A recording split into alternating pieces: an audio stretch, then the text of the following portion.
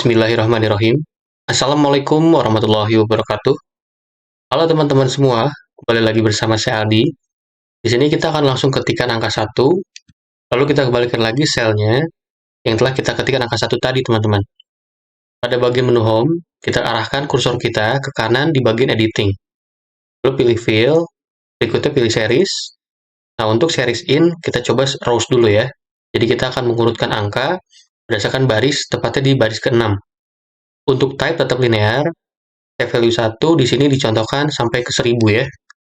Jadi akan urut 1 sampai 1000, tapi tepatnya hanya di baris. Kita lihat di sini 1 sampai dengan ke 1000 ya. Itu merupakan contoh membuat nomor, tapi dengan penyetingan berdasarkan baris.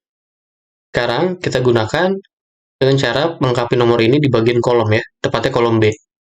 Tapi jangan sampai lupa teman-teman, setelah kita mengetikkan angka seperti ini, lalu kita enter, lalu kita pilih fill, series, seperti ini ya, kita contohkan, seumpama, ini kita ketikkan 11, dia nggak akan keluar data apa-apa teman-teman, karena dia mengacu di sel yang kosong. Jadi jangan sampai lupa, setelah kita ketik 1 seperti ini, kita enter, kita kembalikan lagi selnya ke yang terisi angka, ya. Sekarang kita pilih lagi di bagian fill, series.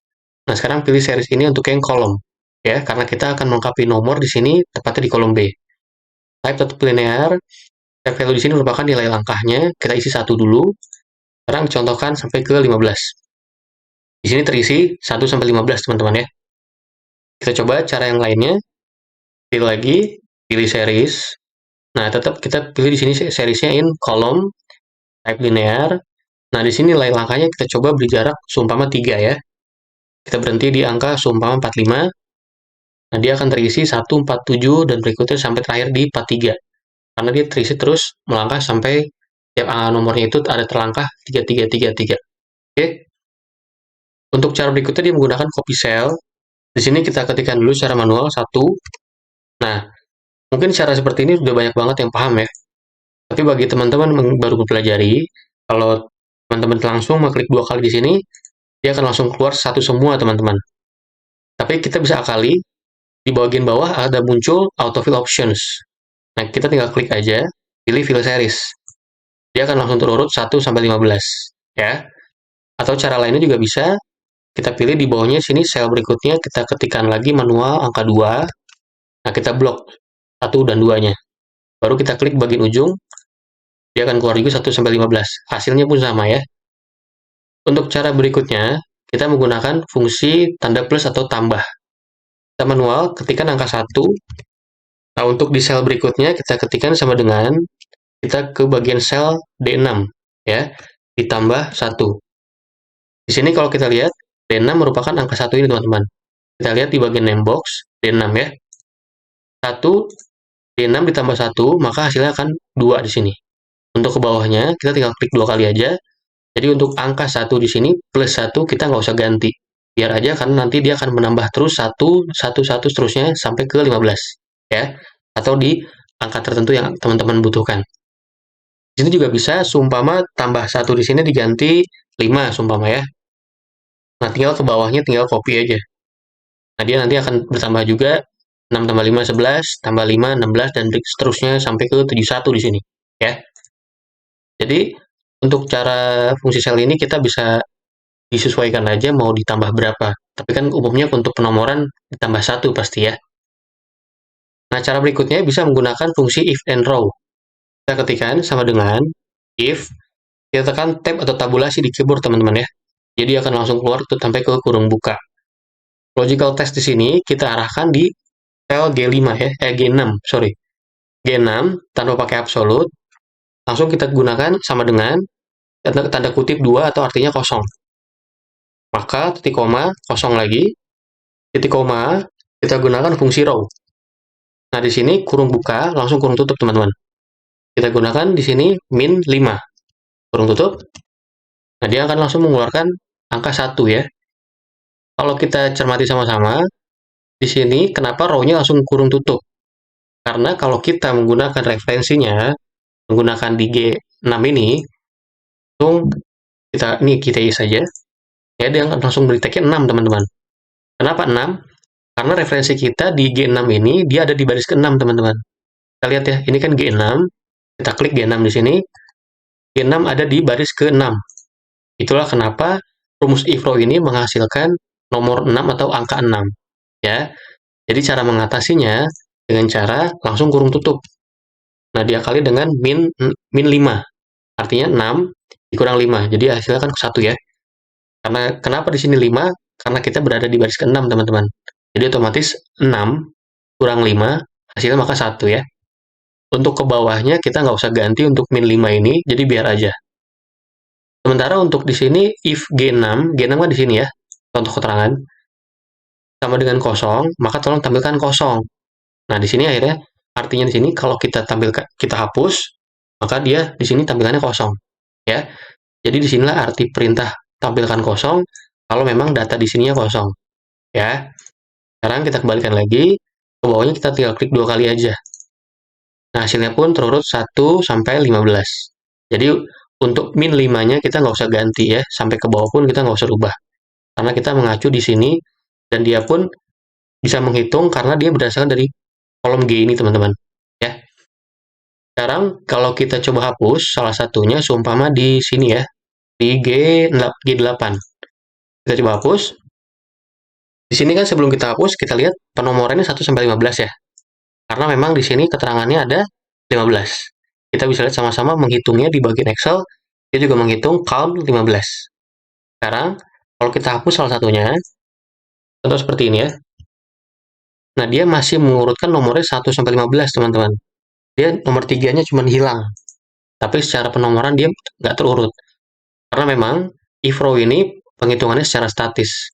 Jadi kita bisa bantu dengan penghapusan kolom atau penghapusan baris. Di bagian sini baris 8, kita klik kanan, pilih delete. Nah, dia akan terurut lagi nomornya berdasarkan acuan kita. Jadi, kalaupun memang acuannya tadi kan sebelumnya kan dihilangkan ya, tapi dia nomornya nggak terurut lagi, teman-teman. Tapi kalau kita bantu dengan penghapusan baris seperti tadi, maka dia nomornya akan kembali terurut. Ya. Nah, sekarang kita coba dengan rumus yang lain dengan penghitungan secara dinamis, yaitu dengan if counter. Kita gunakan if, di sini, tab atau tabulasi, logical test kita tetap mengacu di G6, teman-teman ya.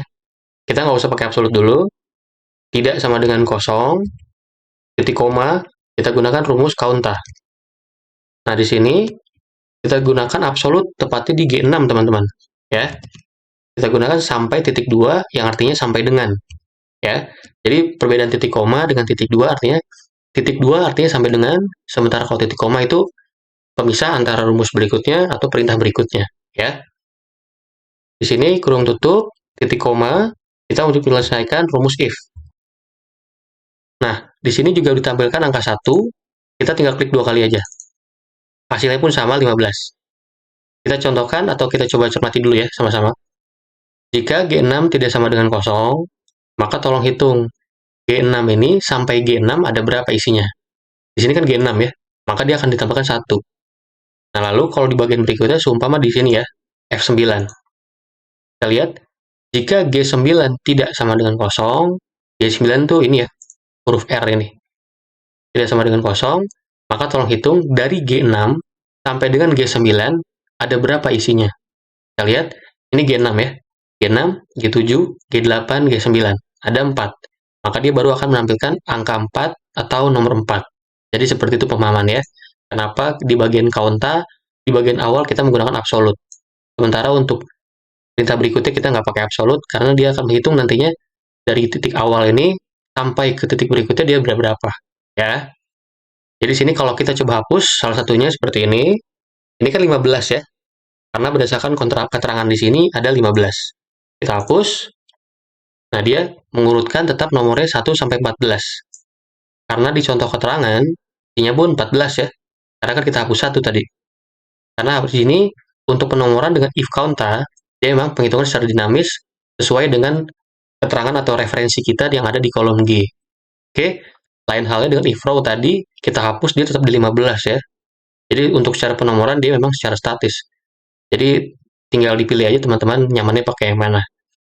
Di sini kalau kita coba perhatikan, kalau seumpama kita countanya seumpama huruf A ini ketinggalan ya. Umpama kita lupa, kita langsung gunakan count. Sekarang kita klik 2 kali ke bawah. Di sini langsung terurutnya duanya lebih dari satu, teman-teman ya. Kita kan niatnya untuk membuat penomoran 1 sampai ke batas tertentu. Di sini ternyata hasilnya nggak sesuai nih. Karena rumus count di sini dia mengacunya hanya ke angka, teman-teman. Ya, kita lihat di sini 1, di sini kan acuannya di G, kolom G, dia angka ya, angka 1. Nah, sementara untuk yang G7 di sini, dia juga angka, maka menghasilkan nomor 2. Tapi di G8 kita bisa lihat dia huruf. Maka di sini dia masih menghasilkan nomor 2. Dia masih mengacu di angka ini, teman-teman. Ya. Begitu juga sampai ke huruf E, dia masih menghasilkan nomor 2 karena dia masih mengacu di angka ini. Kalau sudah ada angka lagi, baru dia berubah menjadi nomor 3, teman-teman. Ya. Begitu juga ke bawahnya ada lagi angka 4 di sini, baru dia menampilkan nomor 4 atau angka 4 ya. Nah, dia ada lagi di bawah huruf lagi, dia nomor lagi masih nomor 4. Jadi belum mengurut lagi, nomornya belum bertambah. Kalau begitu referensinya ada angka, baru dia berganti angkanya ke angka selanjutnya. Jadi di sini kita bisa lihat perbedaannya. Kalau menggunakan count, dia hanya mengacu di bagian angka, sementara kalau counta dia mengacu keduanya. Sekarang kalau kita coba di bagian keterangan ini kita urutkan ya. Nah, baru dia terurut 1 sampai 15. Karena dia mengacunya hanya di angka aja. Sementara kalau huruf seperti tadi tercampur, dia nggak akan bisa terurut nomornya. Jadi masih ada yang lebih dari 1 seperti ini ya. Jadi kita kembalikan rumusnya menggunakan counta. Kalau memang data teman-teman ada campuran angka dan juga huruf. Jadi dia tetap akan membaca dan menghasilkan nomor sesuai yang dibutuhkan ya. Sekian dari saya, sekiranya bermanfaat. Kalau teman-teman masih memiliki pertanyaan, silahkan tinggalkan di kolom komentar. Kurang lebihnya, saya mohon maaf. Assalamualaikum warahmatullahi wabarakatuh.